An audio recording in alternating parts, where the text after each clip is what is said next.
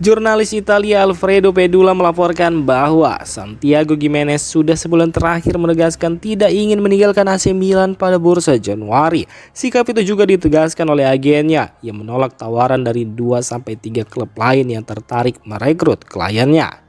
Santiago Gimenez memilih bertahan karena ingin memperbaiki performanya. Ia baru saja absen di 5 pertandingan Serie A akibat cedera pergelangan kaki. Diketahui jika sejak datang dari Feyenoord tahun lalu, kontribusinya memang masih minim. Baru 1 gol di Coppa Italia dari 11 penampilan di semua kompetisi, dan ia belum mencetak gol satupun di Serie A musim ini. Meski begitu, Santiago Gimenez tetap berharap bisa mendapat menit bermain lebih banyak setelah pulih. Perannya di tim pada Januari nanti akan sangat bergantung pada seberapa sering ia dimainkan. Untuk saat ini, ia masih berusaha naik dalam urutan penyerang yang dipilih oleh pelatih. Di sisi lain, Milan sendiri terbuka untuk mengubah sistem taktiknya, memakai 3 gelandang tengah dan 2 wingback untuk mendukung striker utama. Saat ini posisi penyerang utama masih dipegang Rafael Leao dan Christian Pulisic. Karena itu, Santiago Gimenez harus bekerja ekstra keras untuk merebut kembali tempatnya di lini depan Rossoneri.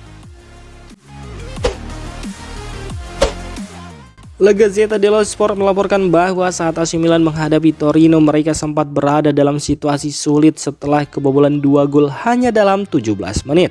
Bahkan mereka terancam menelan kekalahan secara beruntun. Kebangkitan Milan dimulai dari tendangan jarak jauh Adrien Rabiot yang sangat spektakuler. Setelah itu, masuknya Christian Pulisic dari bangku cadangan menjadi momen yang paling mengubah jalannya pertandingan. Pertandingan sebenarnya dimulai dengan baik untuk Torino. Mereka mendapatkan penalti setelah bola menyentuh tangan Vicky Tomori dan Nikola Vlasic berhasil menaklukkan Mike Maignan dari titik putih. Tak lama kemudian, Dufan Zapata mencetak gol lewat serangan balik pada menit ke-17, gol pertamanya sejak Oktober 2024. Namun setelah unggul 2-0, Torino melakukan kesalahan dengan memberi ruang tembak kepada Rabiot. Tembakan keras Rabiot dari jarak 25 meter meluncur ke sudut atas gawang dan mengubah momentum pertandingan. Setelah itu, Christian Pulisic tampil sebagai pembeda dengan 2 gol yang membawa Milan menang 2-3. AC Milan meraih kemenangan dramatis 3-2 setelah sempat tertinggal 2 gol. Christian Pulisic menjadi pahlawan dengan 2 gol penentu setelah masuk sebagai pemain pengganti di babak kedua. Menariknya, Christian Pulisic baru tiba di Turin pada pagi hari pertandingan setelah sebelumnya menghabiskan beberapa hari di tempat tidur karena demam tinggi. Meski belum pulih sepenuhnya, ia tetap cukup bugar bermain 30 menit, waktu yang akhirnya menjadi penentu bagi Milan untuk membawa pulang 3 poin dari markas Torino. Kemenangan yang mengakhiri rentetan 3 kekalahan tandang Milan di stadion tersebut. Media Italia memberikan nilai tinggi untuk Christian Pulisic. Semua surat kabar besar menobatkannya sebagai man of the match berkat kontribusi krusialnya. Corriere dello Sport bahkan memuji Pulisic sebagai pemain yang lebih kuat dari demam karena masuk dari bangku cadangan dan mencetak 2 gol yang membawa Milan kembali ke puncak klasmen. Sementara itu, La Gazzetta dello Sport menyimpulkan bahwa meski sedang tidak fit 100%, Pulisic tetap menjadi motor kebangkitan Milan dengan brace yang menentukan jalannya pertandingan.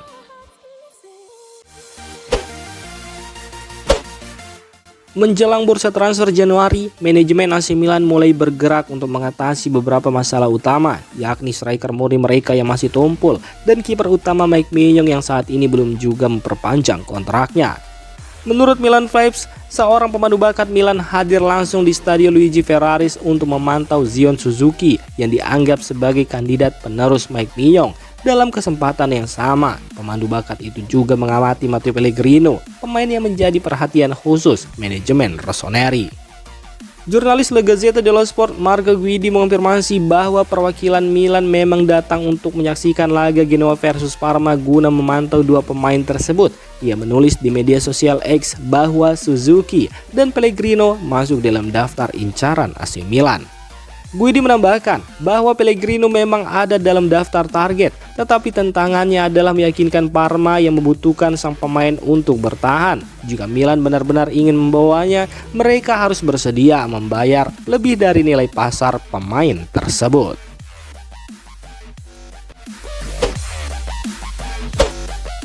Jurnalis La Gazzetta dello Sport Marco Guidi mengungkapkan dalam kanal YouTube Carlo Pellegatti bahwa Crystal Palace meminta 60 juta euro jika ada klub yang ingin membawa Jean-Philippe Mateta.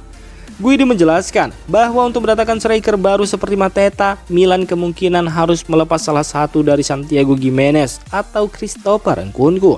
Namun hal itu tidak mudah karena harga jual keduanya tidak akan setinggi itu, terutama melihat performa mereka saat ini.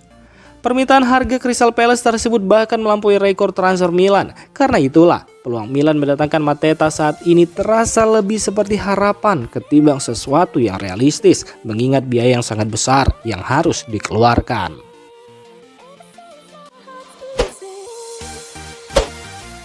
Kekhawatiran sempat muncul ketika Rafael Leao ditarik keluar saat melawan Torino karena banyak yang mengira ia mengalami cedera serius. Namun ternyata ia tidak mengalami cedera otot, melainkan hanya peradangan ringan. Karena itu masa absennya tidak akan lama. AC Milan bahkan sudah memiliki perkiraan jadwal kembalinya. Menurut Sky Sport Italia, Leao tidak akan dimainkan saat Milan menghadapi Sassuolo pada hari Minggu. Keputusan ini diambil untuk menghindari risiko yang tidak perlu, sebab musim masih panjang dan Milan sedang bersaing di jalur Scudetto, sehingga tim tidak ingin terburu-buru memaksanya kembali. Fokus utama adalah memastikan pemulihannya berjalan sempurna. Leo diprediksi akan kembali bermain di ajang Supercoppa Italiana pada akhir bulan ini. Sky Sport juga menyebutkan bahwa ia kemungkinan besar akan ikut bepergian bersama tim ke Arab Saudi. Milan berharap Leo bisa tampil setidaknya satu laga sebelum akhir tahun, namun mereka tidak akan maksanya. Pendekatan yang sama seperti ketika mereka menangani pemulihan Christian Pulisic sebelumnya. Staf pelatih Milan tetap mengutamakan pemilihan pemain secara tepat, dan hal ini juga menjadi prinsip utama dalam menangani cedera Rafael Leao. Perkembangan pesat Davide Bartesaghi menjadi contoh bagi para pemain muda AC Milan yang ingin menembus tim utama. Awalnya masih ada keraguan apakah bek kiri berusia 19 tahun itu akan bertahan di skuad senior atau justru dipinjamkan ke klub lain. Situasi berubah ketika Pervis Estupiñán mengalami cedera. Bartesaghi mendapat kesempatan bermain dan langsung menunjukkan kualitasnya.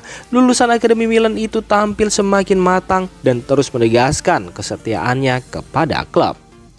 Jurnalis Matteo Moretto melaporkan bahwa beberapa klub Premier League kini mulai memberikan perhatian serius kepada Bartesaghi.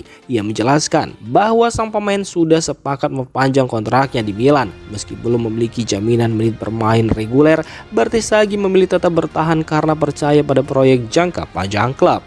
Setelah kontrak baru itu diteken, Milan dan Bartesaghi masih mempertimbangkan apakah ia akan tetap berada di skuad utama atau dipinjamkan agar memperoleh waktu bermain lebih banyak. Namun ketertarikan konkret dari beberapa klub Inggris membuat masa depannya semakin menarik untuk dipantau. Sambil menunggu keputusan final, klub-klub Premier League dikabarkan terus mengawasi perkembangan bek muda kelahiran 2005 ini. Sementara Milan berharap Bartesaghi bisa berkembang lebih jauh, terutama dari sisi mental dan karakter.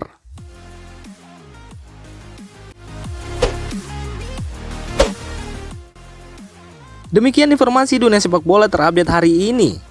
Untuk kamu yang gak mau ketinggalan seputar informasi sepak bola Eropa, silahkan like, subscribe, dan share video ini. Terima kasih.